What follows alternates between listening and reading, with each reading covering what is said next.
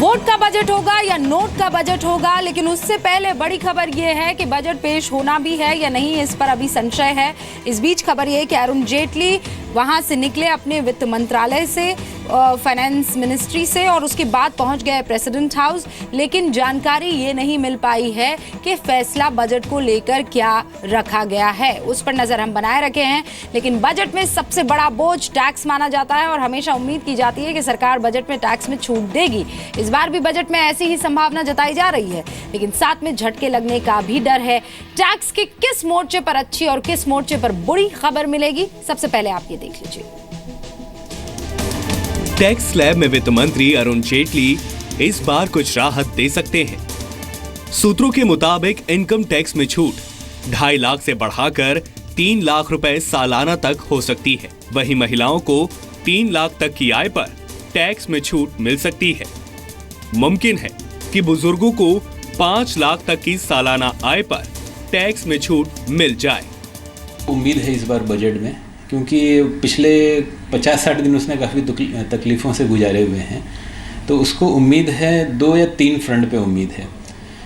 Basically सबसे पहला तो उसको जो डायरेक्ट इम्पैक्ट करेगा वो है डायरेक्ट टैक्सेशन। इनकम टैक्स का स्लैब बढ़ना चाहिए, इनकम टैक्स का रेट थोड़ा सा और रीजनेबल होना चाहिए।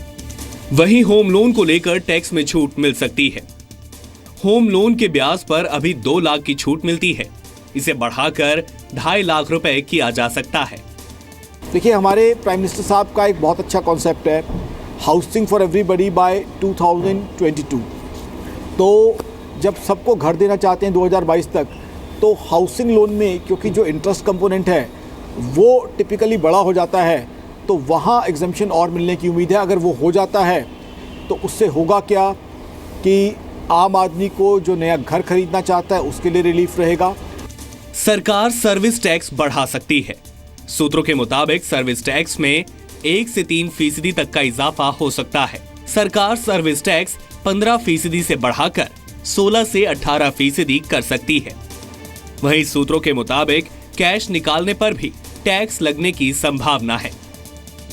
अगर ये सच हुआ तो 50,000 से ज्यादा कैश निकालने पर 1 से 2% तक टैक्स लग सकता है, जबकि 5 से 10 लाख के कैश ट्रांजैक्शन पर रोक लग सकती है। दिल्ली से रूफी जैदी और मुंबई से राजीव रंजन के साथ ब्यूरो रिपोर्ट, जी मीडिया।